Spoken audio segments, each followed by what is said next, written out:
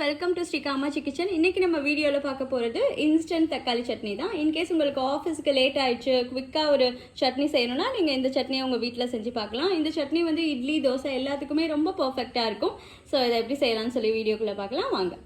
இதுக்கு தேவையான இன்க்ரீடியன்ட்ஸ் 3 பெரிய தக்காளி, அப்புறம் 2 மீடியம் சைஸ் வெங்காயம், அப்புறம் 2 ரெட் சில்லி. இதை நல்லா பேஸ்ட்டாக கிரைண்ட் பண்ணி எடுத்துக்கலாம்.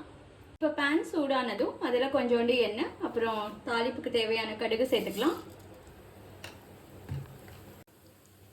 கடுகு நல்லா பொரிஞ்சு வந்ததும் நம்ம கருவேப்பிலை சேர்த்துக்கலாம். இந்த தாளிப்போட நம்ம அரைச்சி வச்சிருக்க இந்த சட்னியை சேர்த்துக்கலாம்.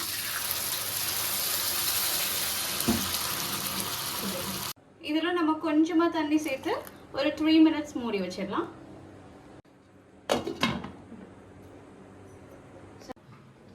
இப்போ 3 மினிட்ஸ் ஆயிடுச்சு. நம்ம இதை ஓப்பன் பண்ணி பார்க்கலாம். இப்போ பாருங்க, இந்த கன்சிஸ்டன்சியில் தான் சட்னி உங்களுக்கு வந்திருக்கும். ஸோ இதை நம்ம தனியாக ஒரு பவுலில் ஷிஃப்ட் பண்ணிக்கலாம். ஸோ இந்த ஒரு இன்ஸ்டன்ட் டொமேட்டோ சட்னியை நீங்களும் உங்கள் வீட்டில் ட்ரை பண்ணி பாருங்கள். எப்படி இருந்துச்சுன்னு கமெண்ட் பண்ணுங்கள்.